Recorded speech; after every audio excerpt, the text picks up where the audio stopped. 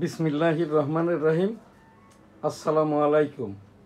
www.dailynewsstar.com এনএসটিভি, যেটা আমাদের দেশের ভিতরের সংবাদ, এনএসটিভি নিউজ। সেই সাথে আজ আমাদের বিশেষ যে অনুষ্ঠান, এনএসটিভির 1241তম দিবস আজ। এনএসটিভির প্রত্যেকটি 30 সেকেন্ডের অনুষ্ঠানই আমাদের একটি করে সংবাদ। সেই হিসেবে সংবাদের সংখ্যা 12,250, মিনিটের সংখ্যা আর কি আমাদের এই যে 1241 দিনে এককভাবে আমি যে অনুষ্ঠানগুলো করেছি, অনুষ্ঠানের ভিডিও ক্লিপিংস 1231। এখানে নিউজের সংখ্যা 12,250 এবং মিনিটের সংখ্যা 33,400। আমার পূর্বের অনুষ্ঠানটি নিয়ে আজ এখানটাই আর কি শুরুতেই এনএসটিভি নিউজ, www.dailynewsstar.com। ভার্চুয়াল এডিটর হাফেজ মাওলানা শাহজালাল গোলদার। স্টুডিওর বাহির হতে অনুষ্ঠানটি এডিটিং এবং পরিচালনা করছেন আমি M Shahjahan Ali Goldar. EPO www.dailynewsstar.com। NSTV S A Goldar. বাংলাদেশের একমাত্র রাষ্ট্রসংঘ অর্থাৎ তথ্য সম্প্রচার মন্ত্রণালয়ের লাইসেন্স প্রাপ্ত স্টুডিও ভিত্তিক online news portal NSTV S A Goldar. News star ভবন, মতিঝিল, আরামবাগ, ঢাকা। সৌজন্যে গোলদার সিটি জামে মসজিদ, হোটেল বেনাপোল আবাসিক, Goldar city market Benapole, Goldar city market, Arambagh, Motijheel, Dhaka. Almadina money changer company limited, book straight international. Graduate গ্রুপের বাংলাদেশের সারা বাংলাদেশে কাস্টম সিয়ান্ডে প্রেজেন্ট গ্রাজুয়েট ইন্টারন্যাশনাল। সাংবাদিকদের সংগঠন সম্মিলিত সাংবাদিক জোট, জার্নালিস্ট কোঅপারেশন অফ বাংলাদেশ, সংবাদপত্র মালিকদের সমিতি, যেটা এই যে সংবাদপত্র মালিকদের সমিতি আর কি, বাংলাদেশ সংবাদপত্র পরিষদ। এছাড়াও মানবাধিকার সংগঠন বাংলাদেশ কাস্টম এজেন্ট মানবাধিকার সোসাইটি, বাংলাদেশ মানবাধিকার কল্যাণ trust, the daily news star, weekly Jessore times, দৈনিক বেনাপোল, দৈনিক সবার আগে, সাপ্তাহিক বাংলার 21, সাপ্তাহিক 21-এ আবেদিত যেটা পাক্ষিক রাজস্ব সংবাদ। আমি 1971 সালের রণাঙ্গনের 265 দিনের মুক্তিযোদ্ধা। মুক্তিযুদ্ধ করতে যেয়ে আমার বাম কানটি নষ্ট, এখনো নষ্ট। আমার সেক্টর ছিল 8, Bongaon Benapole. Sector commander major Manzur Rahman. Major Manzur রহমানই আমার নামকরণ করেন শ্রেষ্ঠ বাচ্চা মুক্তিযোদ্ধা এম শাহজাহান আলী গোলদার, অর্থাৎ এম শাহজাহান আলী গোলদার MFF শ্রেষ্ঠ। 1972 সালের 22 ফেব্রুয়ারি পর্যন্ত আমরা ভারতীয় রিফিউজি ক্যাম্পে ছিলাম। দিনের বেলায় ভারতে ঘুমাইতাম, রাত্রি বেলায় বাংলাদেশে এসে মুক্তিযোদ্ধাটা করতাম। আমার পিতা মরহুম হাজী মধু গোলদার যুদ্ধাহত মুক্তিযোদ্ধা ছিলেন, মাতা মরহুমা হাজী বেগম খায়রুন্নেসা মুক্তিযোদ্ধা। তো সেই হিসাবটা দিয়ে এখানে কেন বলছি, এইটা না বললে বিদেশে যারা থাকে নতুন প্রজন্ম, বিশেষ করে এনসিপির সাথে আমরা যারা জনতার কাতারে আর কি আন্দোলন করে 2024-এর এই যে ছাত্র জনতা সরকার, যার প্রধান উপদেষ্টা ডক্টর মোহাম্মদ ইউনুস মহোদয় 80তম জাতিসংঘে ভাষণ শেষে গত পরশুদিনই আর কি দেশে ফেরত এসেছেন। এই যে ফিলিস্তিন স্বাধীন রাষ্ট্র স্বীকৃতি দিয়েছেন এবং আর কি ওই যে ইসরায়েলের প্রধানমন্ত্রী সহ আমেরিকাকেও আর কি কঠোর ভাষায় আর কি ফিলিস্তিনির পক্ষে মাননীয় প্রধান উপদেষ্টা ডক্টর মোহাম্মদ ইউনূস মহোদয় বাংলাদেশের পক্ষে 18,17,00,000 জনগণের পক্ষে বলেছেন। সেই রকমটা আর কি শহীদুল আলম ফটো সাংবাদিক, ওই যে জাতিসংঘের যে 11টি জাহাজ সেই বহরে মানবাধিকার কর্মী হিসেবে ফটো সাংবাদিক হিসেবে আর কি এই সেই ফিলিস্তিনি গাজা উপত্যকায় যাওয়ার জন্য যে 11টি জাহাজ সব কয়টি আর কি ইসরায়েলের বেঞ্জামিন নেতানিয়াহু ছিনতাই করার চেষ্টা করে, কিন্তু তারা ধীর গতিতে গাজা উপত্যকার দিকে এগিয়ে যাচ্ছে। রাব্বুল আলামিন গাজাবাসীকে এই যে 65,000 66,000 মৃত্যুবরণ করেছে, গতকাল শুনলাম 67,000 শহীদি হালতে এই গাজাবাসীর ফিলিস্তিনের যারা শহীদ, যাদের মেরে ফেলেছে বেঞ্জামিন নেতানিয়াহু, এই 67,000 মানুষকেই শহীদি হালতে জান্নাত দান করুন। যারা অসুস্থ প্রায় 2.25 লক্ষ দূরতলায়, তাদেরকেও সুস্থতা দান করুন। আস্তাগফিরুল্লাহ, আমিন। ফিলিস্তিন এখন স্বাধীন রাষ্ট্র। হামাস ওই যে ইসরায়েলের যারা বন্দী আর কি তাদের ফেরত দিবেন, এই মর্মে ডোনাল্ড ট্রাম্প সাময়িক হলেও যুদ্ধবিরতির ঘোষণা দিয়েছেন। আরব বিশ্ব হামাসদেরকে সাধুবাদটা জানিয়েছেন আর কি। আমাদের এনএসটিভি নিউজ, বাগেরহাটে প্রতিপক্ষের হামলায় সাংবাদিক নিহত। প্রতিমা বিসর্জনের সময় কালিয়াকৈরের নৌকাডুবিতে এক শিশুর মরদেহ উদ্ধার, আর এক শিশু নিখোঁজ। বিএনপি নেতাকর্মীদের বিরুদ্ধে পুলিশের মামলা। গ্লোবাল সুমুদ ফ্লোটিলা আটকের ঘটনায় নিন্দা জানালো বাংলাদেশ। এবছরে 12% বেড়েছে সাইবার অপরাধ, ঝুঁকিতে শিশু কিশোররা। তিস্তা মহাপরিকল্পনার কাজ শুরুর দাবিতে 3 দিনের কর্মসূচি ঘোষণা। বিভাগের দাবিতে নোয়াখালীতে বিক্ষোভ, সড়ক অবরোধ। তিস্তা মহাপরিকল্পনার কাজ শুরুর দাবিতে 3 দিনের কর্মসূচি ঘোষণা।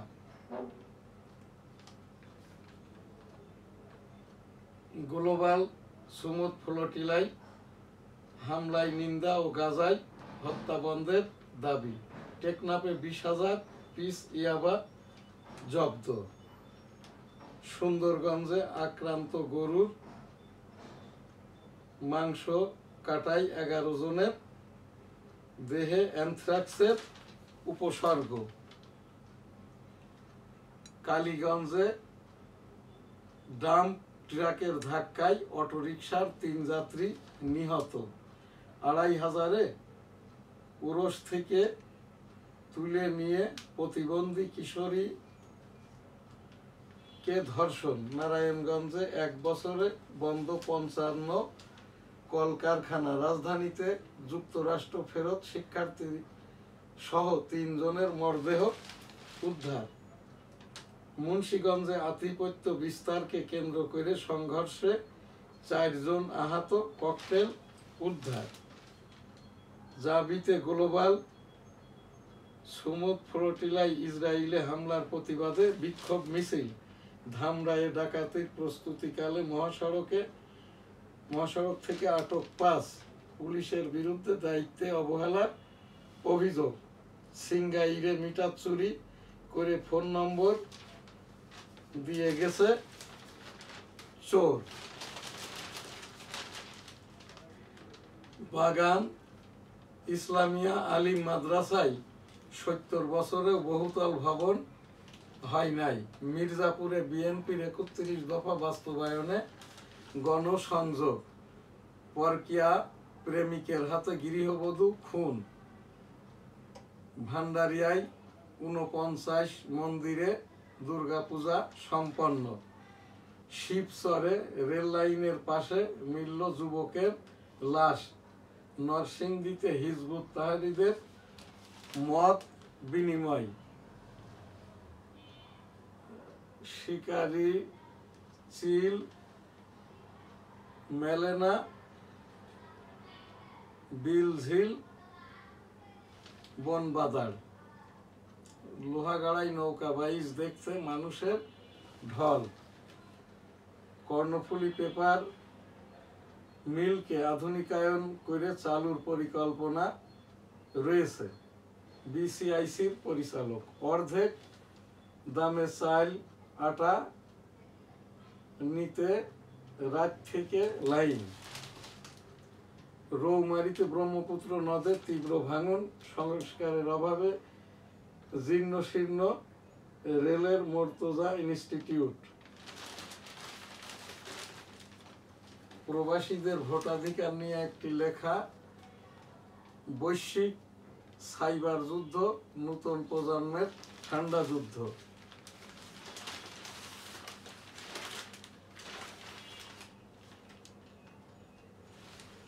এখানটায় নতুন পে স্কেল চালু হতে পারে আগামী জানুয়ারি থেকেই। দক্ষিণ এশিয়ায় কমবে মুদ্রাস্ফীতি, এডিবির পূর্বাভাস।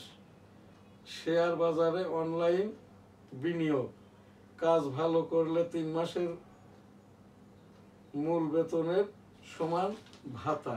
বিশ্ব বাণিজ্যে রূপান্তর ঘটাবে এআই। WTO। দেশে প্রতিদিন স্নাতকের একজন 2 বছর পর্যন্ত বেকার থাকেন, বিসিএস জরিপের তথ্য। ত্বক থেকে দূর হোক ক্লান্তির ছাপ।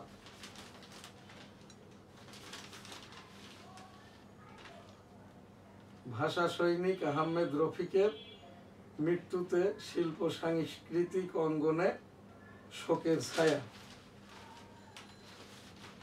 এই যে আহমেদ রফিকের মরদেহটি বারডেমকে দান করা হয়েছে। পাকিস্তান নিজের ইতিহাস ভূগোল টিকিয়ে রাখতে চাইলে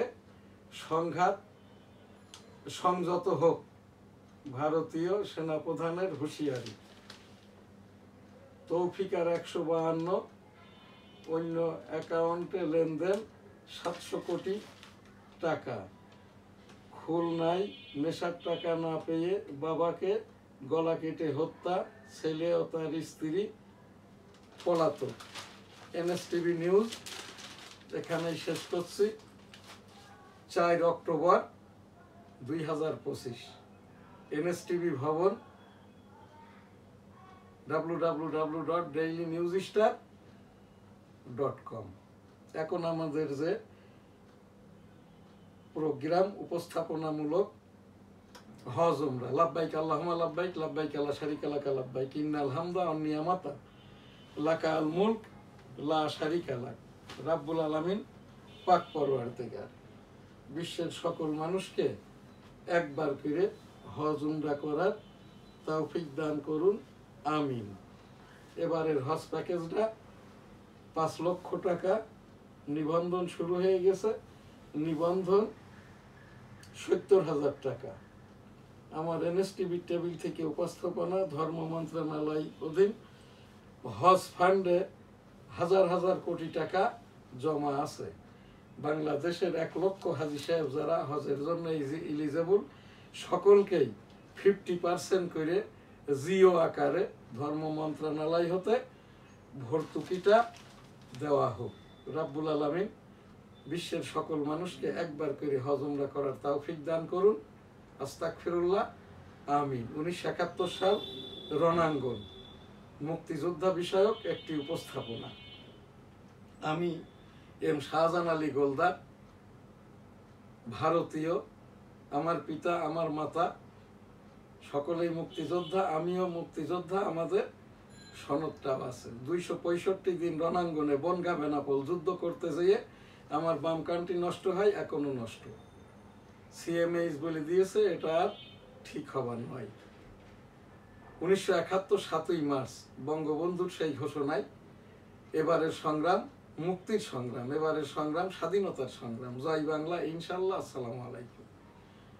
সেই ডাকে আর কি মুক্তিযুদ্ধে অংশগ্রহণ করি। 265 দিন যুদ্ধ শেষেও আর কি এই যে আমাদের সেক্টর কমান্ডার 8 নম্বর বনগা বেনাপোল মেজর মঞ্জুর রহমান এপ্রিল 1972 তার অস্ত্র সমর্পণ করেন। 1972 সালের 22 ফেব্রুয়ারি পর্যন্ত আমরা ভারতীয় শরণার্থী ক্যাম্পে ছিলাম, কারণ আমাদের বাড়িটা রণাঙ্গন যেটা বনগা বেনাপোল অর্থাৎ সাদিপুর জয়ন্তীপুর, এখান থেকে আমার গোলদাস সিটি বেনাপোল সিটির দূরত্ব 2.5 কিলোমিটার। এই জায়গাটার থেকে আমরা যখন ওই 71 সালের 16ই ডিসেম্বর চূড়ান্ত বিজয়ের দিন ওই যে যশোর কলকাতা রোড ধরে তোমার দেশ আমার দেশ বাংলাদেশ বাংলাদেশ তোমার নেতা আমার নেতা বঙ্গবন্ধু শেখ মুজিব জয় হোক জয় হোক, বঙ্গবন্ধুর জয় হোক জয় হোক জয় হোক, শ্রীমতী ইন্দিরা গান্ধীর জয় হোক, জয় বাংলা আমার সোনার বাংলা আমি তোমায় ভালোবাসি, আমাদের বাড়িতে জ্বালিয়ে পুড়িয়ে খাক করে দিয়েছিল। এই যে বাংলাদেশে এই যে আমাদের এই মুক্তিযুদ্ধের সময় জামাত ইসলাম বলে কোনো রাজনৈতিক দল ছিল না। 1941 সালে প্রতিষ্ঠিত মুসলিম লীগ, এইটা পাকিস্তানের লাহোরে জন্ম। সেই মুসলিম লিগে আর কি বাংলাদেশটা তখন পূর্ব পাকিস্তান প্রদেশ, যাতে এইটা স্বাধীন না হতে পারে মুসলিম লীগ ভুট্টো সরকারকে, অর্থাৎ সরাসরি তারা আর কি পিস কমিটি চেয়ারম্যান মেম্বার আল বদর আল শামস, এরা ছিল জামাতে ইসলাম পাকিস্তান, যার জন্ম 1941 লাহোরে আর কি। তারাই আর কি ভুট্টো সরকারকে সহযোগিতা করে। আর ওই সেই ভুট্টো সরকারের পূর্ব পাকিস্তানের যে মিলিটারি, তারাই 50,000 রাজাকার নিয়োগ দিয়েছিল, যাদের বেতনটা ছিল 70 টাকা। রাজাকাররাই কিন্তু মিলিশিয়া, অর্থাৎ এই পাকিস্তানি মিলিটারিদের আনসার, রাজাকার বলা হইতো। এইরকম রাজাকার আমার বেনাপোল এলাকায়, আমি ওই পিস কমিটির চেয়ারম্যান মেম্বার, তারপর আল বদর আল শামস রাজাকার, এগুলো দেখেছি। আমাদের ওই সেই মিজান স্যার 23 মার্চ 1971, তখন প্রাইমারি স্কুলে পড়ি আমি, বেনাপোল গাজীপুর সরকারি প্রাইমারি স্কুলে যখন প্রাথমিকে দাখিল হয়েছি তখন আমার বয়সটা ছিল 7। সেই হিসাবে প্রাইমারিতে পড়তাম। মিজান স্যার অঙ্ক পড়াইতেন, বললেন আবার কবে দেখা হবে জানি না, দেশে গন্ডগোল শুরু হয়ে গেছে, সবার ছুটি, আল্লাহ হাফেজ। অতপর তো আমরা যশোরের দিকে আসতে না পেরে ইন্ডিয়ার দিকে ধাপিত হই। 265 দিনে রণাঙ্গনের আমি মুক্তিযোদ্ধা, এম শাহজাহান আলী গোলদার MFF শ্রেষ্ঠ, সেই বঙ্গবন্ধুর ভাষণটাই আর কি অস্থায়ী বেতার কেন্দ্র কালুরঘাট চট্টগ্রাম হতে 27 মার্চ 1971 মেজর জিয়াউর রহমান যেভাবে ঘোষণা দিয়েছিলেন আমার মতো করে নিয়ে দেশ বিদেশে এবং নতুন প্রজন্মের বোধগম্যের জন্য আর কি মুক্তিযুদ্ধ নিয়ে অনেক কথা। যদি বঙ্গবন্ধুই না থাকেন, যদি জিয়াউর রহমানই ঘোষণা না দেন, তাহলে তো আর এই দেশটা, মুক্তিযোদ্ধারাই যদি না থাকে, জিয়াউর রহমান ঘোষণা হিসাবে যদি না থাকে, বঙ্গবন্ধু সমন্বয়ক না হয়, তাহলে তো আমরা সে কোথায় আছি এটা আল্লাহ ভালো বলতে পারেন। সেই জিয়াউর রহমানের বঙ্গবন্ধুর পক্ষের ঘোষণাটি, I am major Ziaur Rahman declared there on behalf of Bangabandhu Sheikh Mujibur Rahman, Bangladesh is independence,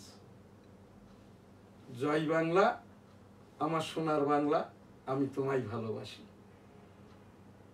অতপর আর কি আমরা তো সেই 1972 সালের দেশ স্বাধীনের পরে আমি এই দেশে আসি মুক্তিযোদ্ধা হিসাবে। ওই স্লোগান দেওয়ার সময় আর কি আমার ওই শিশুকালের ছবিটাও আছে, এটা আমাদের যেটা মুক্তিযোদ্ধা জাদুঘর ওখানে সংরক্ষিত আছে, কিন্তু এখন আর ওটা আছে কিনা জানি না আর কি। এখন আমাদের আজকের দিনের যেটা বাংলাদেশের এই যে বৈষম্যমূলক, যাদের লেখাপড়া নাই, হাফিজি হুল্লার মানেটাই অনেকে জানে না।